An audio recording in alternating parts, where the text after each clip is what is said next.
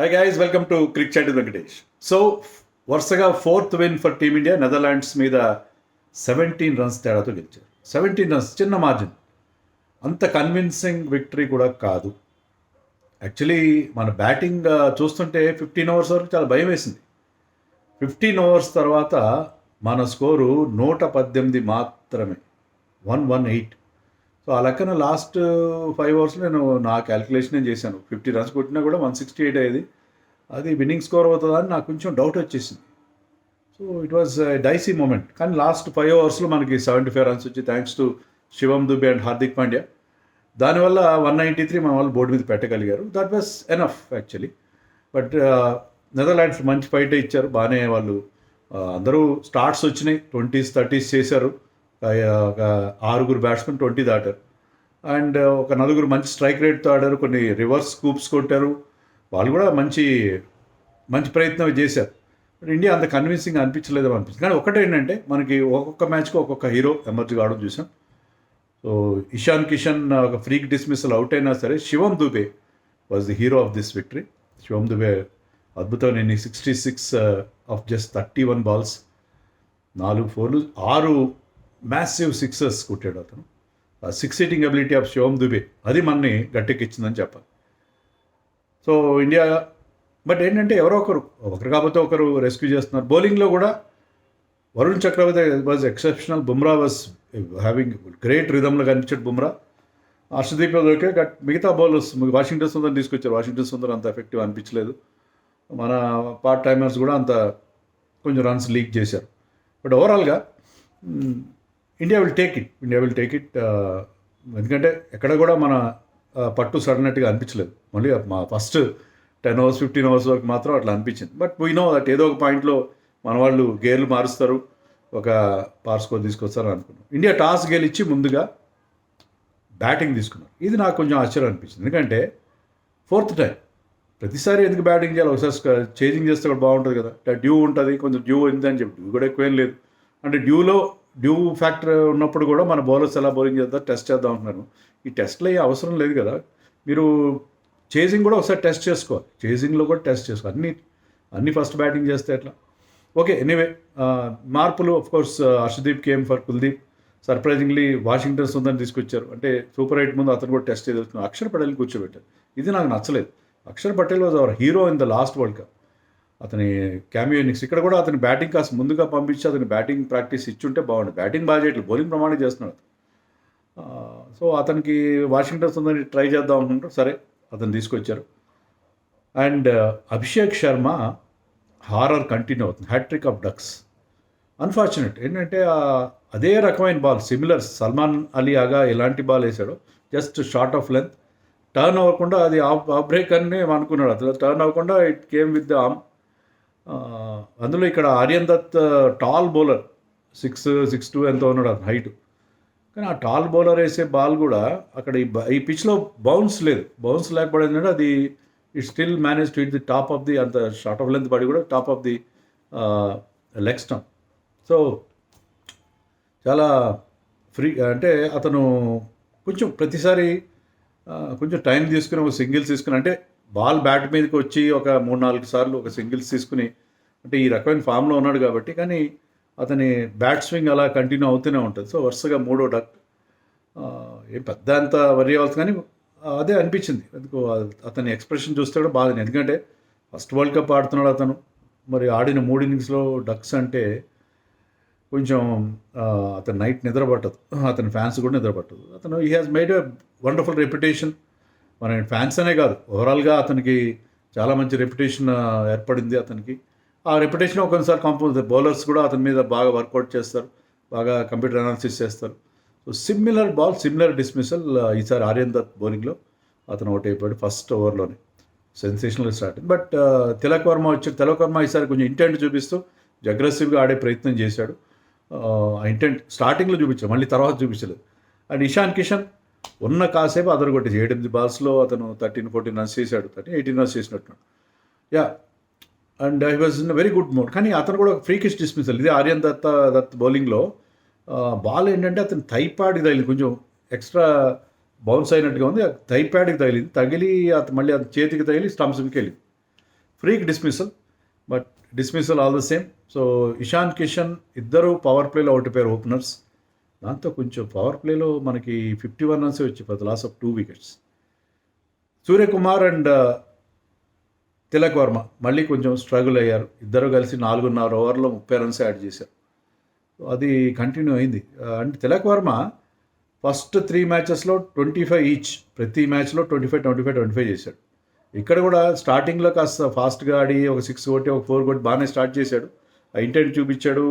సరే తిలక్ వర్మ డిఫరెంట్గా ఆడుతున్నాడు ఇక్కడ, ఇతను రౌల్ ఏమో డిఫరెంట్ ఇక్కడ అనుకున్నాం, కానీ మళ్ళీ స్లో డౌన్ అయిపోయి 31 దగ్గర ఒక పెద్ద షాట్ కొట్టే ప్రయత్నం. But it's a wonderful catch by Roelof van der Merwe. చాలా అద్భుతమైన క్యాచ్ పట్టాడు.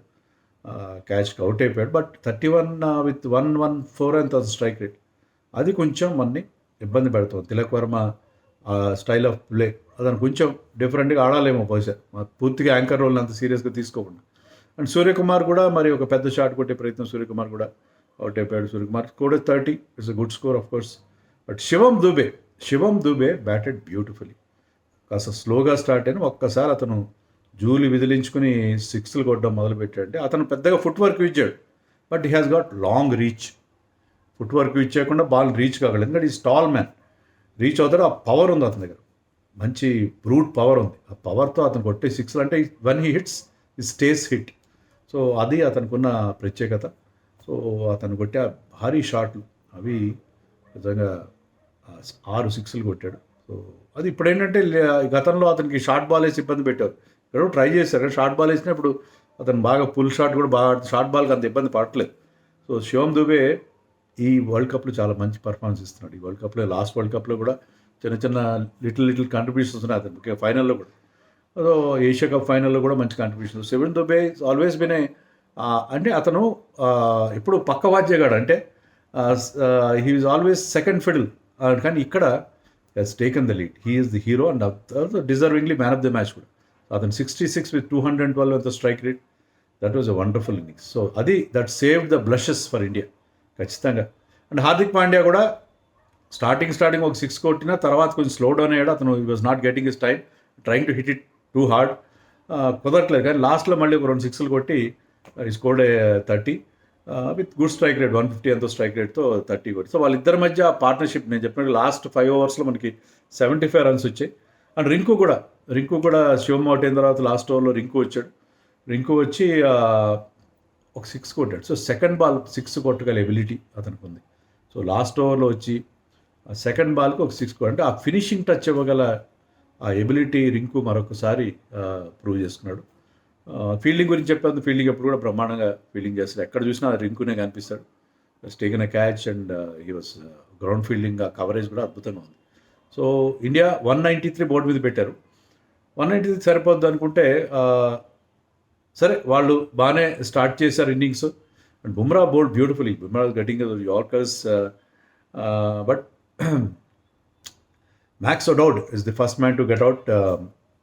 వరుణ్ చక్రవర్తి 3 వికెట్లు తీశాడు. But 1 point is on a hat trick. If I'm not wrong second time అనుకుంటా ఈ టోర్నీలో అప్పుడు అతను హ్యాట్రిక్ మీద ఉన్నాడు, కానీ హ్యాట్రిక్ రాలేదు. బట్ అతను వేసి 3 ఓవర్లో చాలా తక్కువ రన్స్ ఇచ్చి 3 వికెట్లు తీశాడు. 4వ ఓవర్ ఇవ్వాలి కదా అతనికి. అంటే ఇండివిజువల్ మైల్ స్టోన్స్ మాకు ఇంపార్టెంట్ కాదని గౌతమ్ గంభీర్ అంటాడు. గౌతమ్ గంభీర్ అనొచ్చు, టీమ్ ఫిలాసఫీ కావచ్చు, కానీ అతను వేస్తున్న బౌలింగ్లో అతనికి వికెట్లు ఎక్కువ వస్తే he will create an impact. అతనంటే మొత్తం అందరూ భయపడే ఒక ఫీలింగ్ ఉంటుంది. అలా కాకుండా 3 ఓవర్లు ఇచ్చాడు. ఐ థింక్ ఆ యూఎస్ఏ మీద మాత్రం అతను ఫుల్ కోటా వేశాడు. ప్రతి మ్యాచ్లో ఫుల్ కోటా వేయట్లేదు. పాకిస్తాన్ మీద కూడా ఫుల్ కోటా వేయలేదు. వేయిస్తే బాగుంటుంది. అంతే వేయిస్తే అంటే అది ఎన్ని వికెట్లు వస్తే అది he's looking very good actually. అతను ఆ వికెట్ టు వికెట్ మెయింటైన్ చేస్తాడు ఆ లైన్.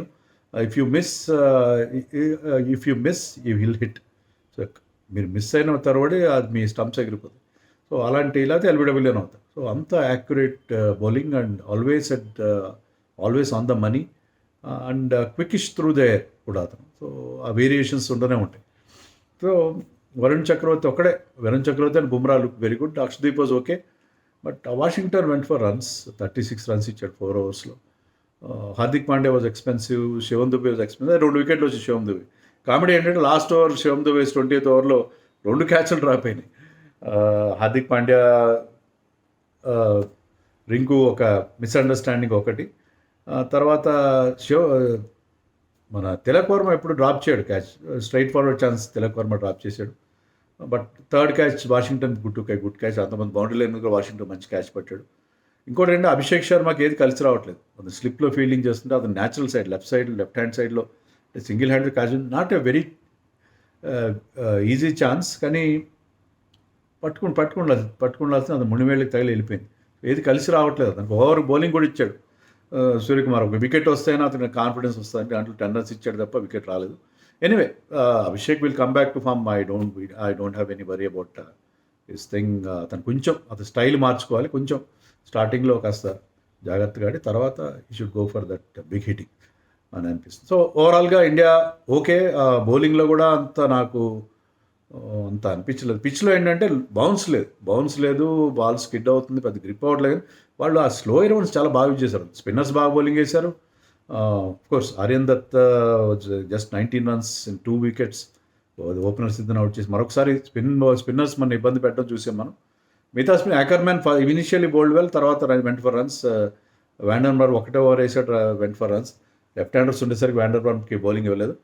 బట్ మిగతా వాళ్ళ మీడియం పేసర్స్ కూడా they used knuckle balls, slower ones very very effective. దానివల్ల మన బ్యాట్స్మెన్ క్వైట్గా ఉంచగలిగారు. సో స్లోయర్ బాల్స్ వేస్తే మన వాళ్ళు ఇబ్బంది పడుతున్నారు. వాళ్ళు కొట్టినట్టు రివర్స్ స్కూపులు కానీ రివర్స్ కొన్ని ఈవెన్ ట్రై చేశారు మన వాళ్ళు ఒకరిద్దరు.